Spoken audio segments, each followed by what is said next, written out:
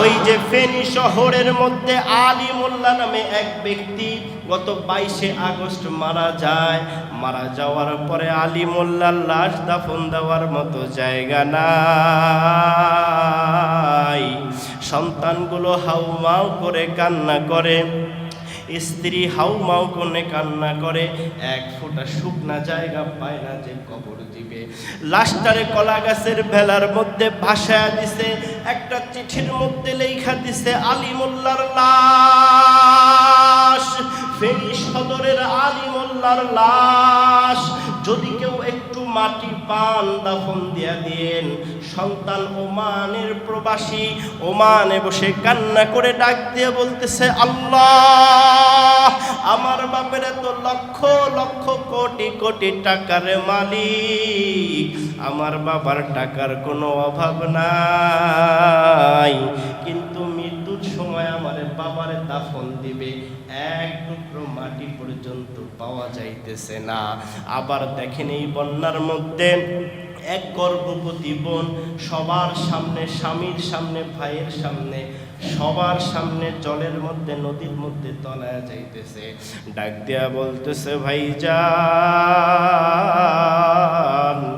আমার হাতটা ধইরা আমার একটু ওঠাও, আমার গর্ভের মধ্যে সন্তান, আমার একটু ওঠাও, আমি বাঁচতে চাই কিন্তু বাঁচাইতে পারে নাই। 3 বছরের শিশু সন্তান, 5 বছরের শিশু সন্তান মারা যাচ্ছে বাবার সামনে। বাবা পিঠ থেকে সাঁতার কাটতে পারতেছে না, এই জন্য বাবা পিঠ থেকে ফালায়া দিল। ও 7 তলার মালিক আব্বুজি, বালিশের সাথে মাথাটা লাগা চিন্তা করো, আমার আল্লাহর ধরা বড় কঠিন ধরা। সন্তানগুলোরে বুকের মধ্যে নিয়ে, পিঠের মধ্যে নিয়ে সাঁতার কাটতেছে, কিন্তু সাঁতার কাটায় সমস্যা হচ্ছে, সন্তানটারে পানির মধ্যে ফালায়া দেয়। সন্তান খামসি দিয়া পিঠটা ধরে, কামড় দিয়া পিঠটা ধইরা ডাক দেয়, আব্বু, আমার এই পানির মধ্যে, স্রোতের মধ্যে ভাসায়া দিও না। বাবা নিরুপায় হয়ে যায়, কিছু করার থাকে না, কারণ জীবন গেলে সন্তানের চিন্তা করার সময় নাই।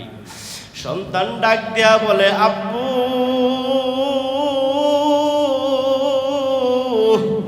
আমারে এই জলের মধ্যে ভাসায়া দিও না। খামসি দিয়া ধরতেছে, কামড় দিয়া ধরতেছে, বাবা সন্তানকে বাঁচাইতে পারে না। আবার বন্যার পানি যখন কমে গেল, বাড়ির মধ্যে যায় দেখে মার লাশটা শক্ত হয়ে পড়ে আছে। বাড়ির মধ্যে যায় দেখে ভাইয়ের লাশটা শক্ত করে পড়ে রয়েছে, কেউ কাউরে ধরার সুযোগ পায় না। ও 7 তলার মালিক, ও 5 তলার মালিক, ও কোটিপতি, ও অহংকার করনেওয়ালা, ও দাড়ি কাটুন না আমার পাগলেরা, ও দিন থেকে দূর হওয়া বাবারা আসো। কবর কিন্তু এমন এক জায়গা, নবীজি তার মেয়ে আম্মাজান ফাতেমা রাদিয়াল্লাহু তাআলা আনহুকে বলতেছে, ও ফাতেমা, কবরের মধ্যে যায় যদি বলো আমি নবী মুহাম্মাদুর রাসূলুল্লাহর মেয়ে, কবর কিন্তু তোমার একটু ছাড় দিবে না রে ফাতেমা। فمن يعمل مثقال ذرة خيرا يره ومن يعمل مثقال ذرة شرا يره। প্রত্যেকের আমলনামা আমার আল্লাহ প্রত্যেকের হাতের মধ্যে দিবে। ডান হাতে যে আমলনামা পাবে খুশি হয়ে যাবে, বাম হাতে যখন আমলনামা দিতে যাবে আল্লাহ ডাক দিয়া বলবে, ও ফেরেশতা, ওর আমলনামাটা সরাসরি বাম হাতে দিও না, ওর বুকের মধ্য থেকে ওর হাতটা ভিতরে নিয়া ওর বুকটা ছিদ্র করিয়া এরপরে আমলনামা দাও। আমলনামা যখন বাম হাতে দিবে বান্দা ডাক দিয়া বলবে, আল্লাহ, আমার আমলনামা আমি দেখব কিভাবে? আল্লাহ আরো রাগ কইরা ডাক দিয়া বলবে, রে ফেরেশতা, নাফরমান আমার বাতাস খায় আমার ইবাদত করে নাই আব্বুজি। আল্লাহ ডাক দিয়া বলবে এই নাফরমান আমার দেওয়া পানি খাইছে, আমার নিয়ামত ভোগ করছে, আলেমের বিরোধিতা করছে, নামাজ পড়ে নাই, ওলামায়ে ইকরামের বিরোধিতা করছে, মসজিদের বিরোধিতা করছে, মাদ্রাসার বিরোধিতা করছে। আল্লাহ ডাক দেয়া বলবে রে ও ফেরেশতা,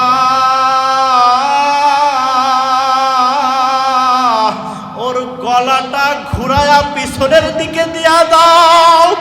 পিছনের দিকে দেওয়ার পরে আমল নামাটা দেখিয়া হাউমাউ করে কান্না করে ডাক দিবে আফসোস, আবার যদি একবার দুনিয়ায় যাইতে পারতাম, আল্লাহ তাআলার ইবাদত করে ফিরে আসতাম। অকুন্তু তুরাবা, আফসোস করবে যদি মাটি হয়ে যাইতাম। আল্লাহ তাআলা টান দিয়া জাহান্নামের মধ্যে ফালায়া দিবে। এই জন্য কবরে যাওয়ার আগে দুনিয়া থেকে শিক্ষা নিয়া, আল্লাহর কোরআন থেকে শিক্ষা নিয়া, পয়গম্বর লূত আলাইহিস সালামের জীবনী শিক্ষা নিয়া কবরের সামানা রেডি করার দরকার আছে কিনা? কোন কোন ভাই রাজি আছেন আল্লাহকে সাক্ষী রেখে নিজে মনে মনে চিন্তা ওয়াদা করবেন, কবরে যাওয়ার আগে নামাজ ছাড়বো না, ওলামায়ে ইকরামের বিরোধিতা করব না, তাবলীগওয়ালার বিরোধিতা করব না, আল্লাহওয়ালাদের সাথে সম্পর্ক রাখবো, নিজের জীবনটা সঠিক করে সুন্দর করে সাজায়া এরপরে কবরের পথে রওনা দেব। আল্লাহকে দুটো হাত জাগায়া দেখে বলেন, ডাক দেন আল্লাহ আমাদেরকে জাহান্নামের আগুনে জ্বালায় না, আল্লাহ ঈমান ছাড়া মৃত্যু দিও না। আল্লাহ আমার সব ভাইয়ের হাতগুলা কবুল করে নেন, পড়েন আমিন। إذ قال لهم أخوهم لوط ألا تتقون إني لكم رسول أمين فاتقوا الله وأطيعون وما أسألكم عليه من أجر إن أجري إلا على رب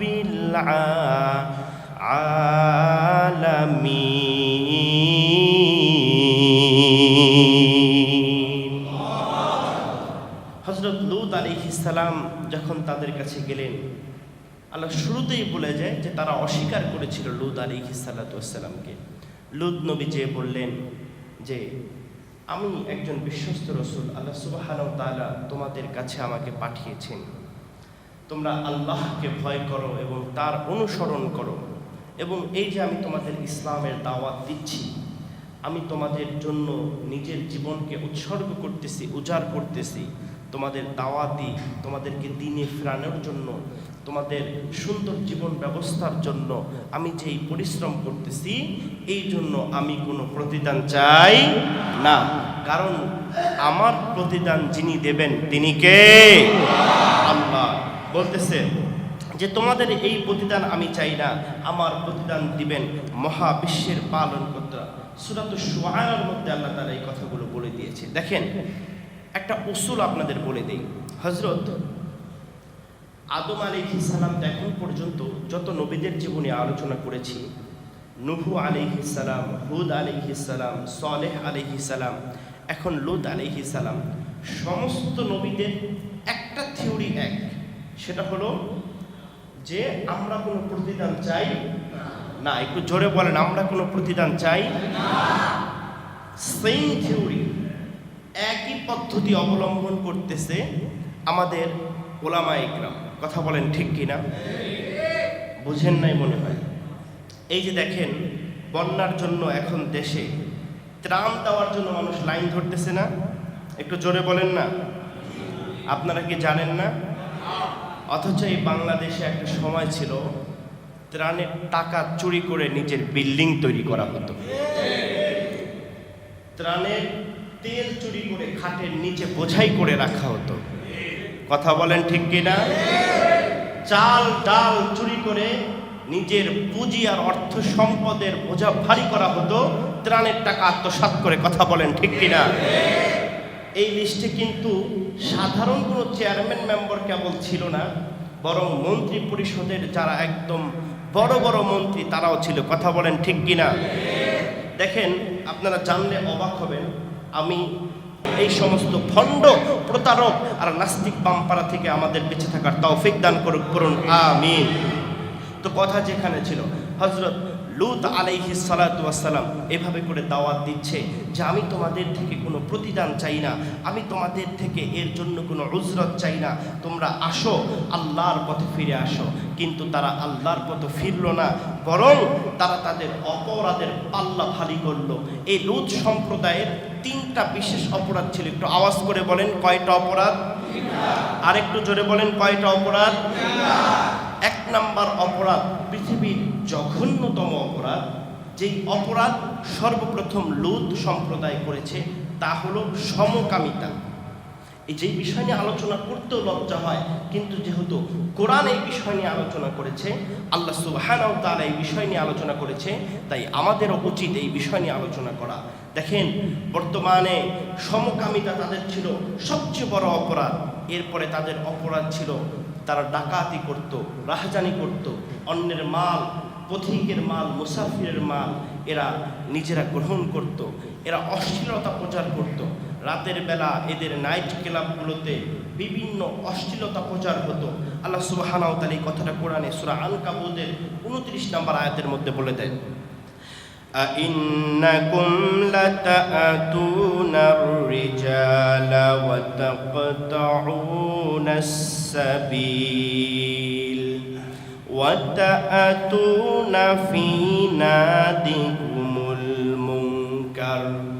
আল্লাহ বলে লূত সম্প্রদায়রা ছিল সমকামী, তারা পুরুষে পুরুষে জেনা করত, নারীতে নারীতে জেনা করত, তারা ডাকাতি করত, রাহাজানি করত, অশ্লীলতার মধ্যে লিপ্ত ছিল। আল্লাহ সুবহানাহু ওয়া তাআলা হযরত লূত আলাইহিস সালাতু ওয়াস সালামকে তাদেরকে দাওয়াত দিতে বললেন। লূত আলাইহিস সালাতু ওয়াস সালাম দাওয়াত দিল, কিন্তু মানুষ যখন নিজের শক্তি পেয়ে যায়, মানুষ যখন অন্যের উপরে মুখাপেক্ষী না হয়, মানুষ যখন ভুলে যায় আল্লাহ একজন আছে যিনি ছাড়া অন্য কোনো ভরসা স্থল নয়, তখন মানুষ অপরাধী হয়ে যায়। চিল্লায়া বলেন ঠিক কিনা? আল্লাহ এই কথাটা বলে, কাল্লা ইন্নাল ইনসানা লায়াতগা আর-রাআহু ইসতাগনা। মানুষ যখন অভাব মুক্ত হয়, মানুষ যখন অন্যের উপরে ভরসা মুক্ত হয়, অন্যের প্রতি মুখাপেক্ষী মুক্ত হয়, মানুষ তখন অপরাধী হয়ে ওঠে, জালিম হয়ে ওঠে। এই যে সমকামিতা, এটা ওই লূত আলাইহিস সালামের পরে আমাদের দেশেও এখন আছে কিনা ভাই? আপনাদের কি বলতে খুব কষ্ট হচ্ছে? মনোযোগ আছে তো? তাহলে শুনেন, 1980 কিংবা 90-এর দশকে আমেরিকার মধ্যে এই লাআতাত বা সমকামিতার যে প্রচলন, এটাকে নিয়ে প্রকাশ্যে তারা আন্দোলন করে যে তাদেরকে স্বাধীনতা দিতে হবে। নাউজুবিল্লাহ, জোরে বলেন। বাংলাদেশের মধ্যে সর্বপ্রথম 2013 সালে ফেনীর মধ্যে সর্বপ্রথম ধরা পড়ে এই এক নারী আরেক নারীকে বিয়ে করে। এরপরে দুঃখজনকভাবে হলেও বলতে হচ্ছে 2017 সালে আমাদের কেরানীগঞ্জের 2জন ছেলে এই সমকামিতায় যুক্ত হয়, তাদেরকেও র্যাব ধরে নিয়ে যায়। এই তো 4 মাস আগে ইত্তেফাকের এক প্রতিবেদন থেকে পাওয়া যায় এই সমকামিতা বাংলাদেশে ছড়িয়ে যাওয়ার জন্য পশ্চিমা থেকে বিশাল অঙ্কের একটা টাকা দেওয়া হয়েছে। দেখেন, একটা সময় আমরা এটা চিন্তাও করতে পারতাম না। হযরত ওমর ইবনুল আব্দুল আজিজ রহমতুল্লাহি আলাইহি বলে, আল্লাহ সুবহানাহু ওয়া তাআলা যদি পবিত্র কোরআনের মধ্যে লূত আলাইহিস সালামের সম্প্রদায়ের কার্যকলাপকে আমাদের সামনে প্রকাশ না করত, আমি ওমর ইবনুল আব্দুল আজিজ এই বিষয়টা বিশ্বাসই করতাম না। খোদার কসম, এর যে ঘৃণিত আর জঘন্য বিষয় আমাদের সমাজে আর কিছুই নাই। কিন্তু দেখেন, আমাদের সমাজে আজকে সমকামিতার ছড়াছড়ি। শুধু আপনি বলতেছেন যে বিষয়টা গোপনে না, এখন আর বিষয়টা গোপনে নাই। বাংলাদেশে 100-র বেশি ফেসবুক গ্রুপ আছে যে গ্রুপগুলোতে সমকামিতা নিয়ে চর্চা করা হয়। নাউজুবিল্লাহ বলেন। এই ইত্তেফাকের প্রতিবেদনে উঠে এসেছে ফেনী, কুমিল্লা, নোয়াখালী, লক্ষ্মীপুর, চট্টগ্রাম, ঢাকা, এই 6টা জেলার মধ্যে এই বিষয়গুলো বেশি। আচ্ছা বলেন তো, বন্যা যে এলাকাগুলো চলতেছে এগুলোর ভিতরে ফেনী, নোয়াখালী, চট্টগ্রাম, লক্ষ্মীপুর আছে কিনা? আল্লাহ ধরে ধরে ধরে না, ধরলে কিন্তু ছাড়ে না। তো এই যে যখন এই রিসার্চ করা শুরু করলো সমকামিতা কিভাবে বাংলাদেশে ছড়িয়ে যাচ্ছে, তখন দেখা গেল যে পশ্চিমা বিশ্ব থেকে এই সমকামিতা, এই এলজিবিটির রূপকে পরিপূর্ণ করার জন্য, বাংলাদেশে ছড়িয়ে দেওয়ার জন্য সরকারের বড় বড় অর্থনৈতিক, রাষ্ট্রবিজ্ঞানী, বিভিন্ন বড় বড় পর্যায় পর্যন্ত সমাজের অনেকের কাছে টাকা বিতরণ করা হয়েছে একটা এজেন্ডা বাস্তবায়ন করার জন্য। আপনি চিন্তাও করতে পারবেন না কি ভয়ঙ্কর রূপে আমাদের ছেলে মেয়েরা এর প্রতি ধাবিত হয়ে যাচ্ছে। আপনারা হয়তো জানেন, গত কিছুদিন আগে ট্রান্সজেন্ডার নিয়ে আমরা অনেক বেশি আলোচনা করেছি। আপনারা দুঃখজনক হলেও জানেন কিনা আমি জানি না, এই বিষয়টা কিন্তু বই থেকে এখনো সরানো হয় নাই।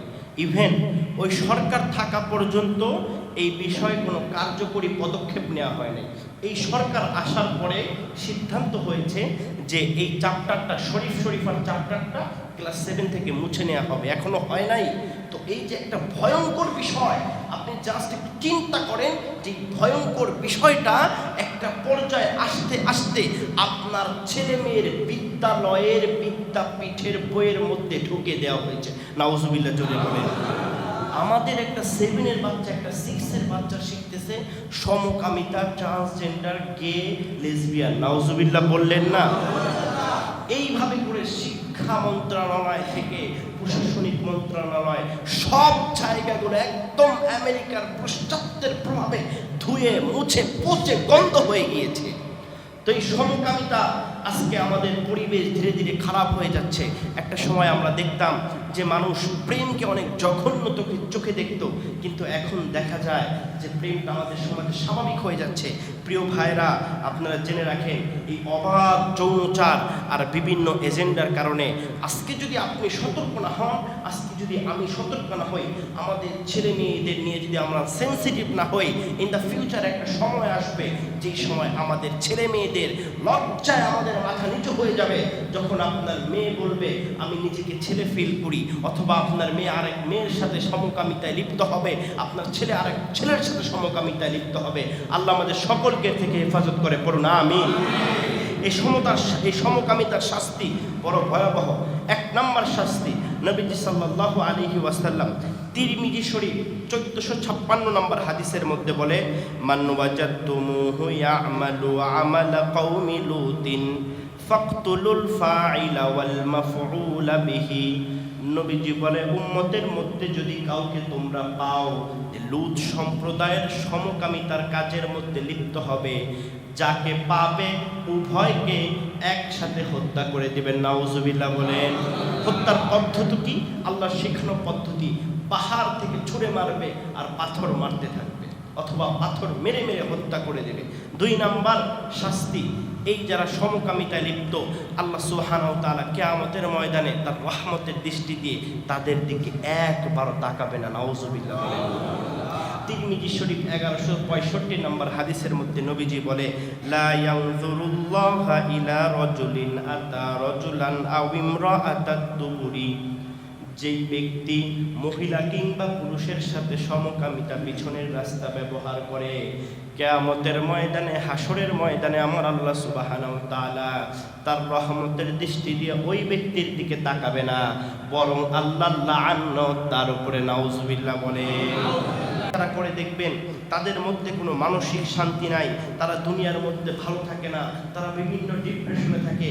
একটা পর্যায়ে তারা যে আত্মহত্যা করে, এবং বাংলাদেশের আইন 377 ধারা অনুযায়ী সমকামিতা দণ্ডনীয় অপরাধ। এর জন্য যাবজ্জীবন হয়, জেলও হবে এবং মৃত্যু হবে। দেখেন, এই যে কিছুদিনের মধ্যে যে আমরা বিভিন্ন সমকামিতার উদ্যোগ দেখেছি, আপনারা হয়তো জানেন না, এই সমকামিতার বৈধতার আইনও পাশ করতে যাচ্ছিল। নাউজুবিল্লাহ বলেন না? এরপরে সমকামিতা থেকে বাঁচার উপায় আমরা সংক্ষেপে বলতেছি, যেহেতু যেহেতু আমাদের সময় কম, দেখেন প্রিয় ভাইরা, যদি এখানে কেউ থেকে থাকেন বা যারা আমার কথা শুনবেন পরবর্তীতে, আমি আপনাদের কাছে অনুরোধ করব, যদি এমন কেউ থেকে থাকেন এমন পাপাচারে, আল্লাহর রাস্তে আপনার পা দুটো আমি ধরে বলি, ভাই আসেন, ফিরে আসেন। এর থেকে জঘন্য কোনো অপরাধ আর এই দুনিয়ার মধ্যে হতে পারে না। এই সমকামিতা বাঁচার জন্য, এটা একটা মানসিক রোগ, এই রোগ থেকে বাঁচার জন্য ভালো একজন মুসলিম মানসিক চিকিৎসককে আপনি দেখান, বেশি বেশি ইস্তেগফারে সময় কাটান, দোয়ার মধ্যে সময় কাটান, কোরআন তেলাওয়াত করেন, নবীজি সাল্লাল্লাহু আলাইহি ওয়াসাল্লামের উপরে বেশি বেশি দুরূদ পড়েন, এরপরে নামাজ, সালাতের কোনো বিকল্প নাই। ইন্নাস সালাতা তানহা আনিল ফাহশাই ওয়াল মুনকার, আল্লাহ সুবহানাহু ওয়া তাআলা বলে নিশ্চয়ই নামাজ সমস্ত অশ্লীলতা কাজ থেকে বিরত রাখে। এরপরে আমরা নজরের হেফাজত করতে হবে।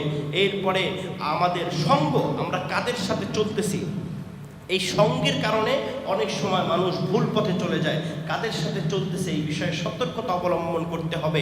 ভালো লোকের সাথে চলতে হবে, তাবলীগে সময় লাগাতে হবে, বিভিন্ন মাহফিল ময়দানে যেতে হবে, চরমোনাই বা বিভিন্ন পীরের সাথে ইসলাহাত সম্পর্ক রাখতে হবে, আলেমদের সাথে সম্পর্ক রাখতে হবে। তবে দেখবেন আপনার জন্য এর মুক্তির পথ সহজ হয়ে যাবে, এবং আপনি যখন এর থেকে বেরিয়ে আসবেন তখন আপনি বুঝতে পারবেন এটা কোনো সাধারণ ফিলিংস নয়, এটা কোনো সাধারণ অনুভূতি নয়, বরং এটা একটা জঘন্য পাপ। কথা বলেন ঠিক কিনা? এরপরে তারা এই সমকামিতায় লিপ্ত ছিল, তারা ডাকাতি করত। ডাকাতের ব্যাপারে আল্লাহ তাআলা অনেক বড় ভয়ঙ্কর কথা বলেছে, চুরি করলে হাত কেটে দেওয়ার কথা বলা হয়েছে। তারা অশ্লীলতায় লিপ্ত ছিল। এই সমস্ত পাপ কাজ করতে করতে তারা যখন শেষ সীমানায় চলে গেল, আল্লাহ সুবহানাহু ওয়া তাআলা হযরত লূত আলাইহিস সালামকে জানায়া দিল, লূত তুমি তোমার উম্মতদেরকে জানায়া দাও আল্লাহর আযাব অতি দ্রুত আসতেছে। নাউযুবিল্লাহ বলেন। তখন তাদেরকে যখন বলা হলো, হে আমার সম্প্রদায় তোমরা ফিরে আসো, যদি তোমরা ফিরে না আসো আল্লাহর আযাব তোমাদেরকে পাকড়াও করব। তারা কি বলতেছে দেখেন, ফামা কানা জাওয়াবা কওমিহি ইল্লা আন ক্বালু উদিনা বিআযাবিল্লাহ ইন কুনতা মিনাস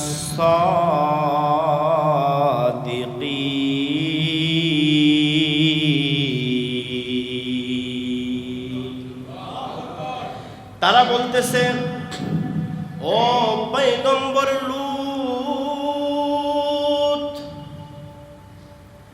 তুমি যদি বেশি বাড়াবাড়ি করো, তুমি যদি আমাদেরকে বিরক্ত করা না থামায়া দাও, আমরা তোমাদেরকে এই শহর থেকে বের করে দেব।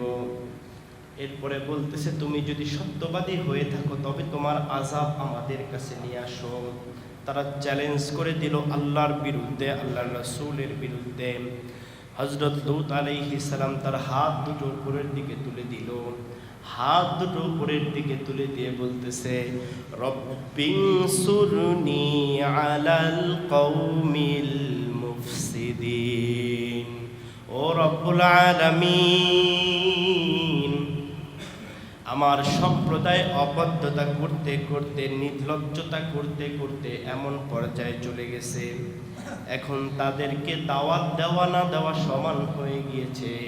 উনসুরনি আলাল কওমিল মুফসিদিন। ও রব্বে কাবা, আমারে আমার জাতির ব্যাপারে সাহায্য করেন। পয়গম্বর আলাইহিস সালাতু ওয়াস সালাম যখন দোয়া করে, তার দোয়া কবুল করেন যিনি, তিনি কে? আল্লাহ দোয়া কবুল করে নিল। আল্লাহ সুবহানাহু ওয়া তাআলা আযাব দেওয়ার জন্য তিনজন ফেরেশতা মতানক্য রয়েছে। আমার কাছে এই মতটি বেশি গ্রহণযোগ্য মনে হয়েছে। তিনজন ফেরেশতাকে আমার আল্লাহ সুবহানাহু ওয়া তাআলা তাদেরকে ধ্বংস করার জন্য তাদের এলাকার মধ্যে পাঠিয়ে দিল। এই তিনজনকে যুবকের সুরতে, তারা যেহেতু যুবকের প্রতি আকর্ষিত, আল্লাহ তাআলা এই সুরতে লূত আলাইহিস সালামের বাড়ির মধ্যে মেহমান করে পাঠিয়ে দিল। হযরত লূত আলাইহিস সালাম তাদেরকে দেখে ভয় পেয়ে গেল। নীরবে চুপে চাপে সন্ধ্যাবেলায় তাদেরকে ঘরের মধ্যে নিয়ে বলল, ভাইজান আপনারা আসছেন, বাড়ি থেকে বের হবেন না, আমাদের এলাকার মানুষ, সম্প্রদায়ের মানুষ অনেক বেশি জঘন্য। কিন্তু লূত আলাইহিস সালামের বিবি ছিল জালেমের সহায়ক। ওই গুনাহগারদের সহায়ক ছিল লূত আলাইহিস সালামের বিবি গোপনে যে ওদেরকে সংবাদ জানায়া দিছে লূত আলাইহিস সালামের ঘরের মধ্যে সুন্দর যুবক বালক আসছে যাদেরকে তোমরা কামনা করো। তারা নেতারা যে তার ঘরগুলো ঘেরাও দিয়ে ফেলছে। লূত আলাইহিস সালাম তাদেরকে দেখে ডাক দিয়ে বলতেছে, সাবধান, আমার মেহমানের কোনো বেইজ্জতি করবা না। যদি তোমাদের প্রয়োজন হয়, আমার ঘরের মেয়েরা রয়েছে, তাদেরকে তোমরা বিবাহের মাধ্যমে হালাল করে নাও, তবেও আমার মেহমানের কোনো বেইজ্জতি করবা না। তারা বলতেছে, ও লূত,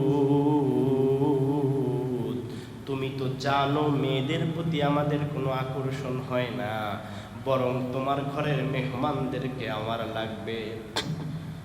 তারা যখন লূত আলাইহিস সালামকে এই কথা বলে হযরত লূত আলাইহিস সালামের মেহমানের দিকে হাত বাড়ায় দিতে যাবে, তখন ফেরেশতাদেরকে আল্লাহ সুবহানাহু ওয়া তাআলা অনুমতি দিয়ে দেয়, জানায়া দাও লূতকে তোমরা সাধারণ কোনো মানুষ নয়। হযরত লূত আলাইহিস সালামকে ফেরেশতা যারা মেহমান রূপে এসেছিল ঘরের মধ্যে ডাক দিয়া নিয়া বলে, পয়গম্বর, চিন্তার কোনো কারণ নাই, ভয় পাওয়ার কোনো কারণ নাই, আমরা কোনো সাধারণ মানুষ না রে পয়গম্বর, আমরা হলো আল্লাহ তাআলা থেকে প্রেরিত ফেরেশতা।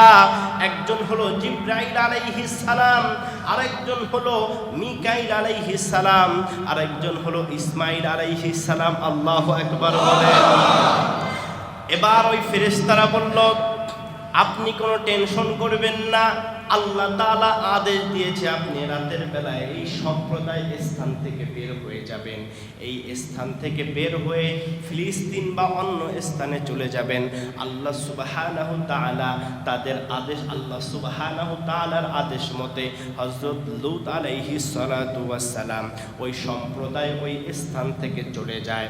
যখন ওই স্থান থেকে চলে যায়, তারা যখন ফেরেশতাদের উপরে হাত বাড়াতে যায়, আমার আল্লাহ তাদের সর্বপ্রথম আযাবের ধরন তাদের চোখগুলোকে অন্ধ করে দেয়। নাউযুবিল্লাহ বলেন। আল্লাহ এই কথাটা কোরআনের মধ্যে উঠায় দিছে, ওয়ালাকাদ রাওয়াদুহু আন দাইফিহি ফাতামাসনা আ'য়ুনাহুম ফাযুকু আযাবি ওয়া নুযুর। আল্লাহ বলে, ও গোলাম, ভালো করে জেনে নাও, যখন তারা আমার ফেরেশতাদেরকে যুবক মনে করে, বালক মনে করে স্পর্শ করতে গেল, আমি তাদের চোখগুলোকে অন্ধ করে দিলাম। তারা চোখের মধ্যে কিছু দেখতে পেল না।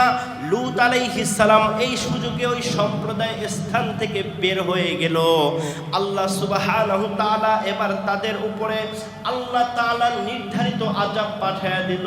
আল্লাহ কুরআনুল কারীমের ভিতরে বলে দেয়, ফালাম্মা জাআ আমরুনা জাআলনা আলিহা সাফিলাহা।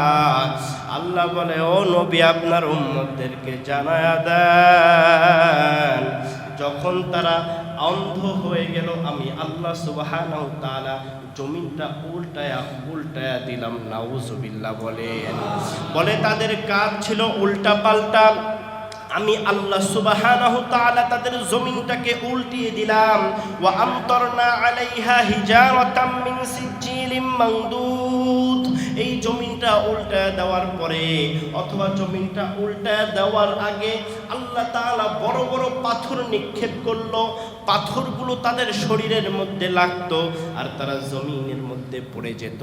আল্লাহ তাআলা এরপরে ওই সম্প্রদায়কে উল্টিয়ে দিয়ে তাদেরকে ধ্বংস করে দিল, চিরতরে ধ্বংস করে দিল। নবী সাল্লাল্লাহু আলাইহি ওয়াসাল্লাম বলে গিয়েছে, আমার উম্মতদের মধ্যে যদি কেউ এমন কাজ করে, লূত আলাইহিস সালামের কাজ করে, তাদেরকেও আমার আল্লাহ ধ্বংস করে দিবে। নাউযুবিল্লাহ বলেন। এখানে লক্ষণীয় বিষয়, হযরত লূত আলাইহিস সালাতু ওয়াস সালামকে যখন ধ্বংস করে দেয়, হযরত লূত আলাইহিস সালামকে যখন এই সম্প্রদায় থেকে বের করে সেফ জোনে নিয়ে যায় এবং তার জাতিকে যখন ধ্বংস করে দেয়, তখন লূত আলাইহিস সালামের স্ত্রীর ব্যাপারে আমার আল্লাহ তাআলা জানায়া দেয়, ও পয়গম্বর লূত, ইল্লামরাআতু, তোমার স্ত্রী কিন্তু ধ্বংস হয়ে যাবে, তোমার স্ত্রী তোমার সাথে যাবে না। এবার চিন্তা করেন, আল্লাহ সুবহানাহু তাআলার আযাব যদি আসে, আপনি আপনার ছেলেকেও বাঁচাইতে পারবেন না, আপনি আপনার মেয়েকেও বাঁচাইতে পারবেন না, সন্তান বাবাকেও বাঁচাইতে পারবে না, স্বামী স্ত্রীকে বাঁচাইতে পারবে না, স্ত্রী স্বামীকে বাঁচাইতে পারবে না। এই জন্য বড় চিন্তার বিষয় হলো, দুনিয়ার মধ্যে যদি আল্লাহ সুবহানাহু তাআলার আযাব আসার কারণে একজন আরেকজনকে না বাঁচাইতে পারে, স্বামী স্ত্রীকে না বাঁচাইতে পারে, স্ত্রী যদি তার স্বামীকে না বাঁচাইতে পারে, মা যদি সন্তানকে না বাঁচাইতে পারে, স্ত্রী সন্তান যদি মাকে না বাঁচাইতে পারে, বলেন তো কবর দেশের যে যাত্রা হবে, কিয়ামতের ময়দানের যে যাত্রা হবে, সেই যাত্রার মধ্যে কি একজন আরেকজনকে সহযোগিতা করতে পারবে নাকি? আর একটু আওয়াজ করে বলেন, পারবে নাকি? এই তো দেখেন, আমার আল্লাহ জানায়া দিছে, ও গোলাম, এই দুনিয়া স্থায়ী নয়, এই দুনিয়ার মধ্যে থাকতে পারবা না। যত বড় হও না কেন তুমি, যত টাকা পয়সা থাকুক না কেন তোমার, যত অর্থবিত্ত থাকুক না কেন, যত ক্ষমতা থাকুক না কেন, কবরের ময়দানে সবাই একা হয়ে যাবে, কেউ কাউকে সাহায্য করার জন্য আসবেন না। এই তো দেখেন, ফেনীর মধ্যে, বন্যার মধ্যে দেখেন আল্লাহ সুবহানাহু তাআলা কত বান্দাদেরকে লক্ষ কোটি টাকার মালিক বানাইছিল, কত বান্দা কোটি কোটি টাকার মালিক, কত বান্দার কোটি কোটি টাকার ব্যবসা, কিন্তু আমার আল্লাহ তাআলা দেখা দেয়, দেখো দুনিয়ার মধ্যে একটু ঝড় দিছি, তুফান দিছি, বন্যা দিছি, এই ঝড় তুফান আর বন্যার কারণে গোটা একটা জাতি ডুবাইয়া দিলাম পানির নিচে, কেউ সাহায্য করতে পারে নাই, পারছে কিনা? আর একটু আওয়াজ করে বলেন, পারছে?